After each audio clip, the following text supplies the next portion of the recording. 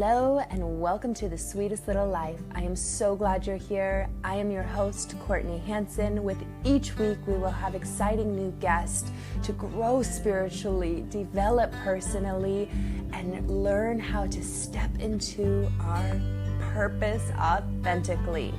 Sit back, relax, and enjoy the next 30 minutes of connection with the mind, body, and spirit. Kathleen, welcome to The Sweetest Little Life. I so appreciate your time being on the show today, and I'm really, really excited to hear your message. How are you? I am great, Courtney. Thanks for having me. Yeah, today's going to be really special, and I know it's going to help so many people. So I love to kick off. I'm a total nerd. I really am fascinated by people's journeys and stories, and I think it inspires the audience to realize the art of breadcrumbing. And although things may not make sense right now in our lives, knowing that it's for this bigger purpose and it will make sense later on. So will you tell me your story? I will. And I love that because I too believe that I love the idea of the breadcrumbs. And also I know that nothing is wasted. And it brings us to the next place we need to be. But yes, my story is I am one of 8 kids. I am number 7. I'm a twin. My twin and I are number 7 and 8. Born in the early 60s in a big, wonderful family.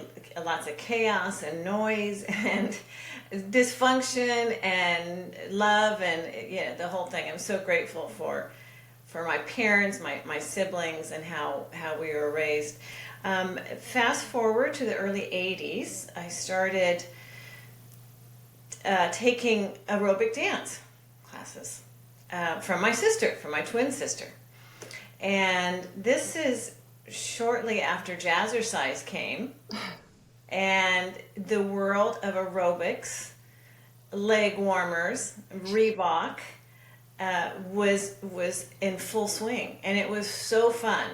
And before too long, I was teaching. I started teaching probably around 1983 at a Jack LaLanne's gym, and would, just pack the classes, with just screaming and fun, and we'd fog up the mirrors. And I literally have a group of friends from that we have stayed in touch and connected for 40 years. So.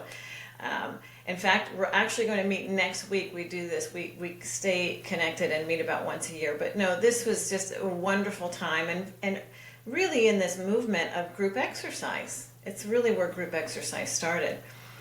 And then over the next 35 years, I continued in the health, wellness, fitness field, teaching all sorts of formats, cycle and strength and stretch and kickboxing. I have a background in martial arts, so that was so fitting, and with trained instructors and that. And then also for about 14 years I worked as a personal trainer. So I have this, it's just what I did for so many years, was very actively teach and train. And then in this time I also got my degree in addiction studies and worked in the drug and alcohol field in early prevention and education for several years. I also had a couple babies and raised them. And then I also went to the Institute of Integrative Nutrition for my certificate as an integrative nutrition health coach. So, all of this, I've kind of just lived this. Really at IIN, the Institute of Integrative Nutrition, is where I found my people. I for so long as I was in this health, wellness, fitness field, I was learning so much, and I'm going to give you an example of what this could look like, because one time one of my daughters said, "Mom, I want to do this experiment at school, and I want to do it. I want to have you buy soda so I can do this experiment." And I said, "I'm not buying soda for the kids." I said, "I might as well buy them cigarettes, in this." Because I just had such a strong thing, no. And she's like, "Mom, you're crazy." And I thought, maybe I am crazy. But I just felt like I was I just couldn't go there. I couldn't buy sodas. I couldn't buy these certain foods. I couldn't do these. But everything around me it was okay. So when I got to the Institute of Integrative Nutrition, I thought, I'm with my people. I'm with my people. They get it. And so I loved it. And after that, I started my own business as a health coach and facilitating small groups and also individual coaching, health coaching, with the idea of body, mind, spirit integration. Mm-hmm. And just working with so many people over the years, I really saw that fit people who ate well, or they lacked whole wellness and health because maybe they were in a bad relationship, or maybe they did not like their job and it was kind of slowly killing them, or they had really a lack of purpose or connection or love in their life. And so I really saw how what we consider as health is like exercise and nutrition was much bigger than that. It is much bigger than that. So pre-COVID, I was asked to join a medical group to work in their health department in their weight management program. And it's a 1.5-year program. And so since then, I've been facilitating groups there part-time, and I love it. I've worked with a lot of healthy people, and now I work with a lot of unhealthy people. But really, I have learned through that our issues are really the same. Mm. And how we go about behavior change and connecting in our integrated body, mind, spirit way is really a process that no matter what you're looking for, whether you want to get strong muscles or you want to heal some trauma and work through this idea of forgiveness, whatever it might be, it's really the same process. So during COVID, isn't that funny how everything's like now COVID, now pre-COVID? I know, pre-post. Yeah. Well, during COVID, I felt really called to write a book about this idea of behavior change and how to help people figure out the what, the why, and the how of creating behavior change. So so that people have tools to start moving in a direction that they want, to start moving into a direction of health in whatever area they want. So the idea with that for me is start with one. Start with one thing. And I have taught thousands of classes, and I have worked with thousands of people, and people can get stuck. I can get stuck in different areas of my life. And I have to remember, oh, wait a minute, Kathleen, just start with one thing.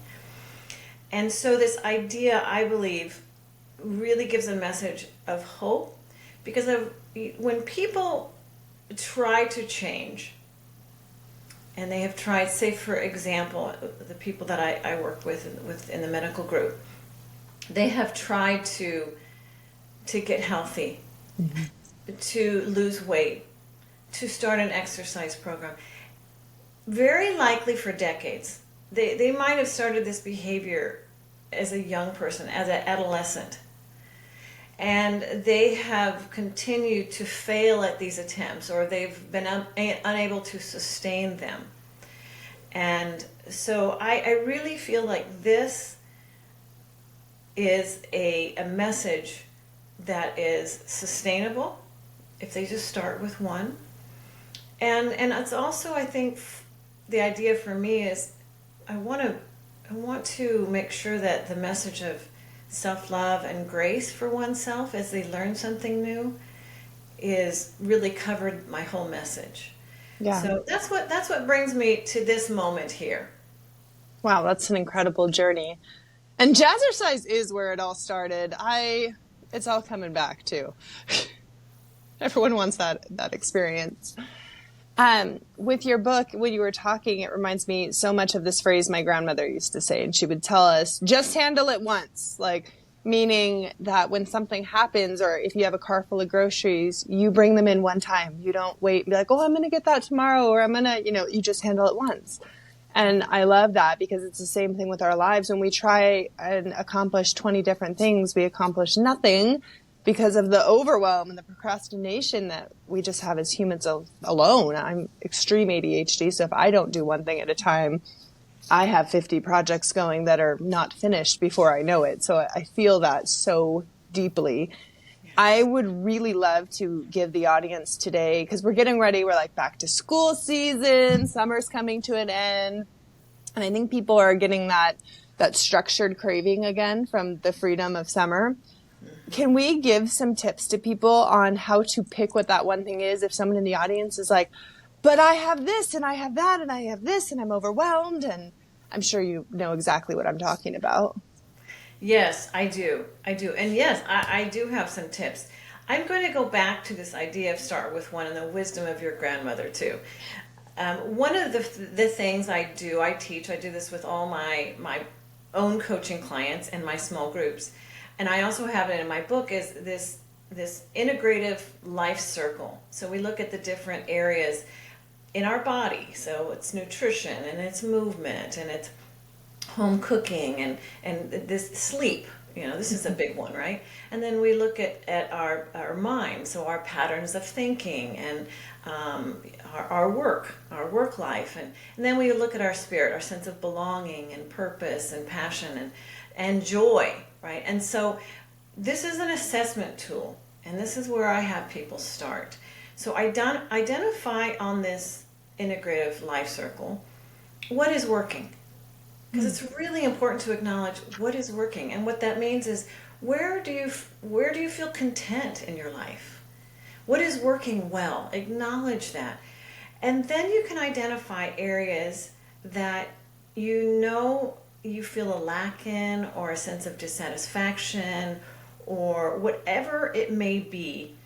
You know that it needs some attention. You know that it needs some love and intention. So you then mark on this wheel, where you can see at a glance where you can use some more attention, and then what's working well. So it's kind of a nice visual. So for example, somebody completes this assessment tool and they say, we know, but my sleep is really poor. My sense of joy is really low, and I don't move enough. I don't exercise enough.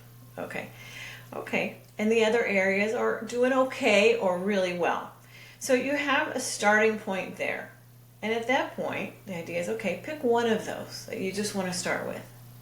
What we know about integrative health is because we're connected, when we improve in one area, other areas of our life improve.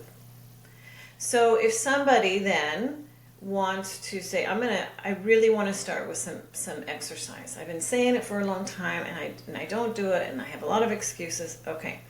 So that's what you're going to focus on. This is your start with one. This is the beginning. What I also have people do is connect with a what. What do you want to create? A fit body. I want to create strength, and I want to feel better in my clothes, and then a why. Well, because it makes me feel better. I feel healthier. I feel sexier. I feel like I think better of myself. Whatever it might be.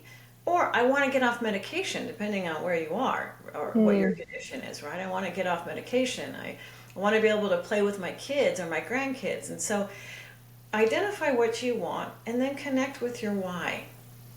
And really connect with those. So if somebody said, I want to start with exercise. And what I want to create is I want to create some energy and some stamina.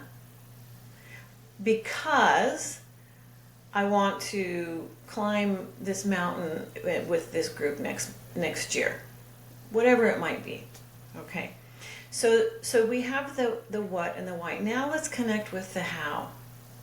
And these are the steps. So I have the get in gear skills that I wrote about. And this idea is you get in gear. And gear is an acronym for goals, environment, asking for the support and help you need, and then connecting with the reward cycle. So we go to the G, your goal. Set a goal. Now, people will set goals and they're so excited and they feel like they should and they will do this, and so they set goals that are really too high for them. And I'm not saying go super low, but I'd rather you hit and exceed your goal than not make it. And there's reasons for this. If someone says, I want to get strong, and I want for this walk I'm going to do, I'm going to walk the Camino, whatever. So I'm going to start walking a couple miles 4 days a week. Okay, I mean, that sounds reasonable, especially if you walk. But what if you don't walk? It's not a habit. You don't walk now. How about you say 3 days a week, you're going to walk a half a mile? If you end up walking a mile, amazing. If you end up walking a 4th day, amazing. Mm-hmm. So you set this goal that is so achievable that you can not only meet it, but you can surpass it. And what you're doing when you do that is when you say you're going to do something and you do it, you're also building that trust back in yourself, that your word is something that you can honor. Because people who have tried to change before, and behavior change is complicated. Yes, absolutely. It's very complicated. It's messy. It goes to our childhood. It goes to these unconscious behaviors and beliefs, and so there's a lot of work to be done in this. But we keep it really simple, and I certainly talk about mindset and belief because it's all a part of it. But this idea of how is you just want to start believing your own words. And when you say, 4 times a week I'm going to go out and I'm going to walk or run a mile, and you don't, then you go, well, see, I did it again, see? And then this self kind of hatred, this self-doubt, this lack of trust for your own word just perpetuates. So people have been there and done this so many times. Mm-hmm. They want it and they mean to do it, but they don't. And but it could also be a form of self-sabotage too, correct? Absolutely. Absolutely. Setting it too high, knowing you're going to miss the mark. Right. Absolutely. And they've done that so much. It's a pattern. Yeah. Yes. So we want to start with something that's so achievable. I mean, I in one of my groups, one of the gals, and she is crippled with bad health, but she wants to. She's starting where she is, and she says, "Well, I set a timer 3 days a week, 3 times a day rather. I set the timer and I walk down the hall and back." Oh. Yes, okay. But, I say, look, if you are not doing anything, and because I do work with people who aren't well, and also well, go to the mailbox, mm-hmm. Right? They don't do that right now. So it's a big deal. So wherever you are, just start with something that is super achievable, and get really detailed about when, how, with whom, how long, how far. So that's the idea of the goals. And then the E is environment. Arrange your environment to support what you want to do. If you're going to go for a walk, get your shoes out. Don't put them in the closet, in a box, Have them out in front of you. And so it supports you. So when you see that, you know what you're going to do. And that's with anything. You arrange your environment. The funny thing about environment you know who knows this so well is people who want to sell us things. I mean, when you go to the grocery store, where is the candy? Right in the front. Yep. At eye level for the kids, right? Yep. Because they know this. They know that our environment triggers our behavior. So if we know this, then we can get deliberate about creating our own environment and designing our environment to support our goals. And when I say goals too, I mean a behavior goal. Like we have a goal of walking this or walking the Camino or climbing this mountain. But our goal that we really are concerned about and really focused and bringing intention to is our daily behavior goal, which is walking down the street, walking a half a mile on Mondays and Wednesdays and Fridays. Those are our behavior goals. So that's what I mean when I talk about these get in gear. A is ask for support. We do better together. It's huge. Yes. And it's kind of the secret sauce in behavior change is support.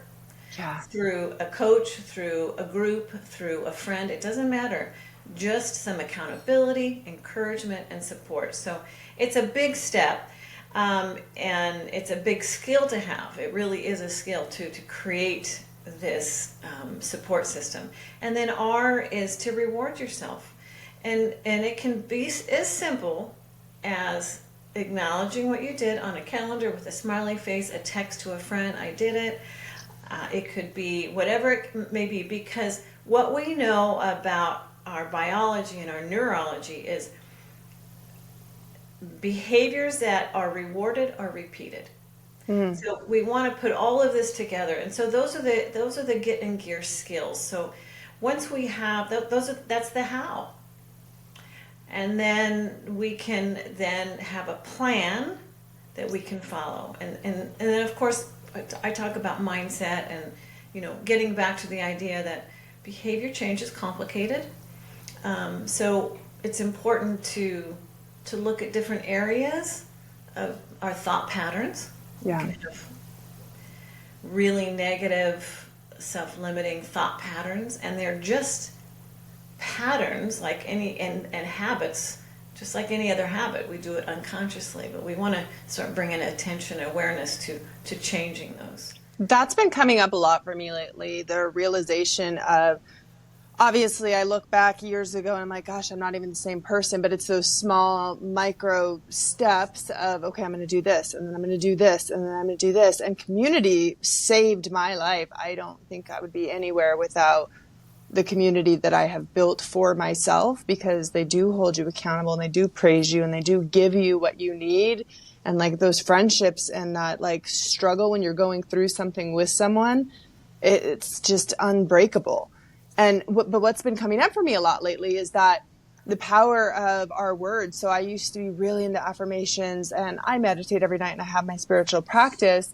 But my inner mean girl has gotten pretty loud the past couple months. I've been overworked. I hit a really dangerous point of burnout that I was like, oh, I don't know if I could like feel my nervous system crashing. And so I ended up taking a break from everything. But through that break, while I was just working, I somehow got myself into this rat race, which the whole reason of me building what I've built was to avoid that and to have time with my family. And the how, I forgot about my how. And the what, like all of it just kind of, I just went into this autopilot. And before I knew it, I was spiraling and my mental health wasn't well. And so what I've been doing lately is just telling myself, like, I am so grateful that I have a little one out here that I can hear screaming at my door. But I'm having to reframe everything that I was like, oh my gosh, she's yelling at the door. The podcast is going to get ruined. The door just slammed. And I would get in my head with all these negative things. So now what I'm doing is I'm reframing everything to like, is this going to matter in 20 years? Probably not. And then allowing myself to be gentle to myself of like, I get to work with some really amazing people today, and I get to get off and take my littles to the pool and eat good food and nourish our bodies. And it seems so silly, but I kid you not, I was just writing in my journal about this, that like my week has been substantially better than my last 2 months have been. Mm-hmm. I believe it. It's insane. Yeah. Gratitude is is medicine. It just shifts our state. It changes the glasses that we put on. I love the I get to. My mom, she's 90, bless her heart, and she taught all of us that we get to, whatever it might be, and she still uses that today. I get to, and I get to go to the doctor, right? Well, I get to wake up today, and sometimes you think you have. What are you going to say? What are you going to say thank you for? But we can say thank you for everything, and it just changes your whole perspective. Yeah. And quickly too. It's amazed me how much lighter I feel very rapidly. And it's something that I know, it's something that we all talk about. We all know that we're supposed to do, but we get busy and we forget these simple things that are like abundantly available to us at all times. But we get in this scarcity and this lack mindset of all the things we can't do or that aren't available to us. So I started doing this thing on the podcast last year, and it's been really cool to hear the audience's feedback on it. But I'm doing a top 3 tool list. So the top 3 things that you're like, this is going to change your life. If I had to be on an island with 3 tools for my mind, body, and spirit, what would they be? Would you mind sharing what yours would be with us? The top 3 things, if I was I know, on the spot. Yeah. Wow. Well, can I say good food? Yes, absolutely. Okay, good food. I definitely want to be on an island with sunshine. Definitely. I don't know if that's 2. I don't know. Good food, good water, and good company, I guess. Sometimes it's so simple. Yeah. I was actually gone for, we went away for 3 months. We went out of the country. And I was going to continue to do some work there remotely. And I just could not rely on the internet there. The power would go out and the internet was just, so I said, okay, I can't do this. So I put everything off until I got home. And there was a shift. There's a disconnect, and it reminds me, I need very little, and I love my home, but I don't need everything I have. It was just such a simple way to exist, and so lovely, and I think it shifted me in that way, in the gratitude and simplicity, and getting back to that. Of course, I had to take my work off my schedule, so it brought me down to this level of just playfulness. I mean, I took classes there. I took Spanish classes, and which I love. But it was just such a wonderful shift to shift my focus of the day, because it is easy to look at my desk. I got to do this. I got to do this. I got to do this, and then things that quote interrupt us. Like, stop it already. Can't you see I'm doing something really important? and it just gets in your head. So I love that shift that you made and recognizing. And I think this is the way it is with any shift. Our life is an up and down, right? But as our awareness grows, even when we have our down, we're still moving up. Our frequency, our awareness, our intentions, everything is kind of moving up, even though we have the ups and downs. And so I think sometimes I call them downs, just where we forget, like you said, they can be exactly where we're supposed to be, because we just need to shift again so we can go up. I love that. Where'd you go on your trip? Costa Rica. Oh, love Costa Rica. I want to be in Costa Rica right now. The internet is very spotty there, though. Yes, it was very spotty, and a lot of people are moving there because there's a lot of reasons. I mean, it's beautiful. There's a wonderful energy there. I mean, what can go wrong when you're walking on the beach barefoot every day? I don't know. It's not much. No, right? And you know, I'm so grateful to be in that every moment. And then I come home and I'm also very grateful to be here. But there is this longing for that pura vida is a real thing. Yeah. You know, it's so, yeah, it's, well, you know, the good thing is, as we have all those ups and downs, is we know we're still growing and expanding. Yeah, absolutely. And that's where it's at, is that expansiveness. Yes. So where can we buy your book? It is on Amazon. Start with Okay. one.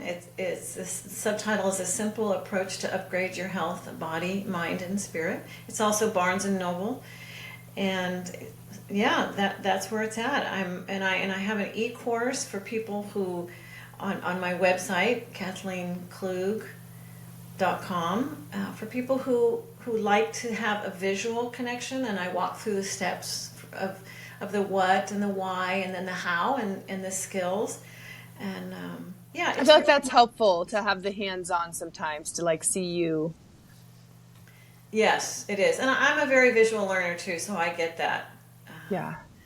So yeah, I really want people to feel that no matter how hard it's been, or no matter how stuck they might feel, because this is when people feel stuck because they have so much to change, so much to do. They don't do anything because they don't know where to start. And there's really hope and momentum and possibility if they just start with one thing, just one small thing. Thank you so much for your inspiration today, seriously, and for taking the time to share that. The way you broke that down was really beautiful, and I know it's going to help a lot of people. I think especially now, it's just so easy to be paralyzed and overwhelmed and not know that one thing. So you breaking that down, I think, is going to be very beneficial. If someone in the audience wants to reach out directly to you, is that okay? Can we find you somewhere? Yes. My email is Kathleen@kkhealthcoaching.com. And Okay. they can email me. I'm also on Instagram and Kathleen Klug Health. So yeah, I love connecting with people, and whether they buy my book or sign up for my program, it doesn't really matter. I'm there. This is such a wonderful time in my life that I can do this almost like as everything in my life. And what I said early on, nothing is wasted. You know, that everything has come together for such a moment as this, and so it's really my passion and my mission just to share hope. Yeah. Yeah. I feel like that needs to be a slogan somewhere. Nothing is wasted. Nothing is wasted. Yeah.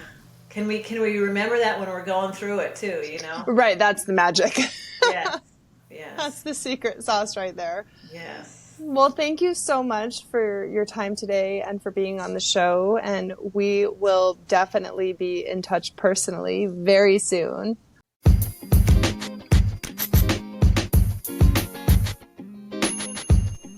Thank you so much for joining us today. If you have a takeaway or something from the conversation that really just resonated within your heart center, I would love to hear about it.